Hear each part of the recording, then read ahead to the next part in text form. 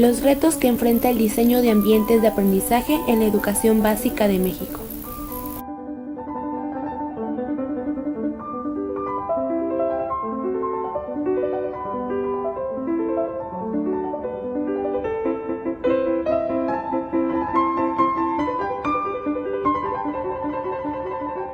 Los ambientes educativos son una realidad compleja en la que interactúan muchos factores. Entre ellos se encuentran los docentes, alumnos, el conocimiento y la evaluación.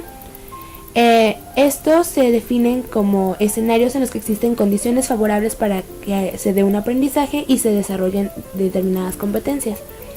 Los ambientes de aprendizaje buscan favorecer en los estudiantes distintas capacidades, como son entendimiento, explicación, exploración, autoevaluación, además de que fortalecen la autonomía y el trabajo colaborativo mediante herramientas como son la lúdica, las tecnologías y los recursos materiales. En este programa se intentará hacer un análisis de los retos que enfrenta el diseño de ambientes educativos en este país. Se hará mayor énfasis en la educación básica. Para esto se utilizarán como referencia la película La Educación Prohibida, así como los textos Aprendizaje Invisible, Hacia una nueva ecología de la educación, de los investigadores John Moravec y Cristóbal Cobo, e Indígenas rurales, migrantes urbanos, una educación equivocada, otra educación posible, de la reconocida investigadora mexicana Silvia Schmelkels.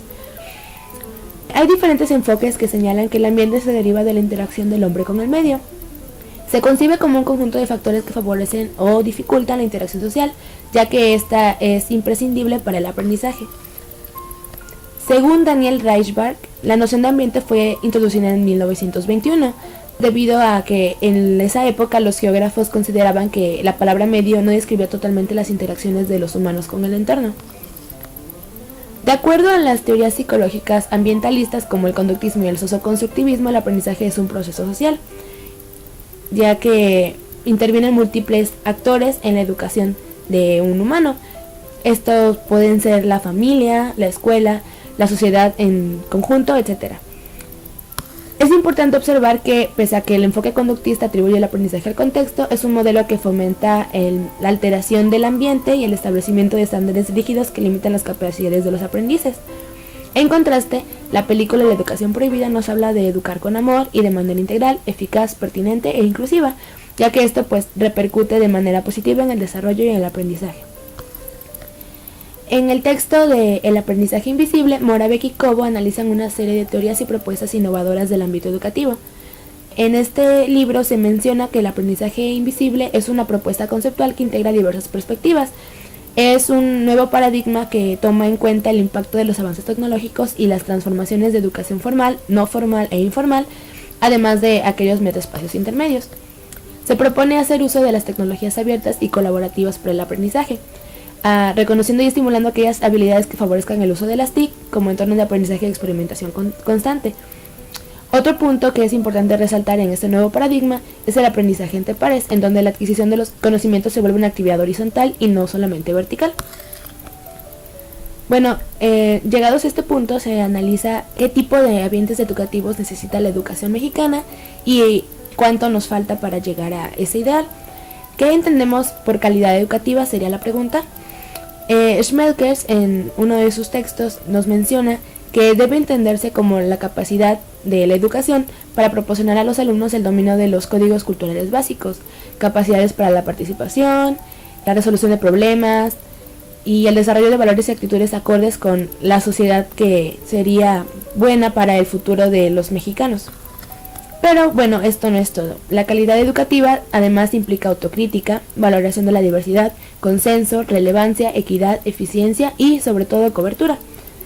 Es importante señalar que dentro del sistema educativo mexicano no se ha podido cumplir este estándar de calidad, ya que se han filtrado en el mismo aspectos culturales que están fuertemente desarrollados en nuestra sociedad.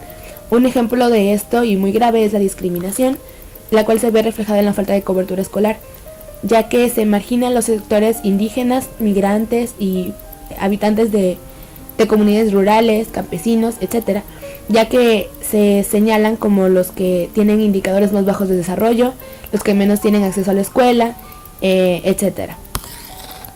El hecho de que en estas comunidades indígenas y rurales Con tantos maestros que no hayan terminado la educación superior, pues es realmente alarmante, ya que atenta contra el principio de equidad, pues lo que en lugar de dar más a quien más lo necesita, se ha hecho a la inversa.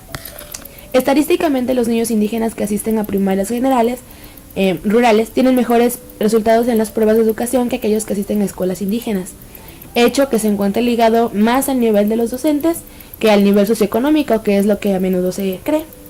En contextos urbanos, los niños indígenas tienen 3 veces más probabilidades de quedar fuera de la escuela, y los que ingresan son discriminados y considerados alumnos con barreras para el aprendizaje. Retomando todo esto anterior, entonces, ¿qué es lo que necesita la educación básica de México? Pues básicamente necesita reconocimiento de los propios errores, el diseño de estrategias y propuestas de mejora, valora la diversidad. Sería pertinente reconsiderar el implemento de la evaluación sumativa en las instituciones educativas, o dicho en otras palabras, recordar el sentido de la evaluación, que es el evaluar los aprendizajes y no estandarizar a los alumnos ni etiquetarlos mediante un número. Es necesario el consenso de todos los actores involucrados en este proceso de educación. También implica involucrar más a las familias en la educación que se imparte en el aula. También la relevancia de los contenidos es un aspecto vital, ya que es uno de los factores que determinan la permanencia de los alumnos en las escuelas.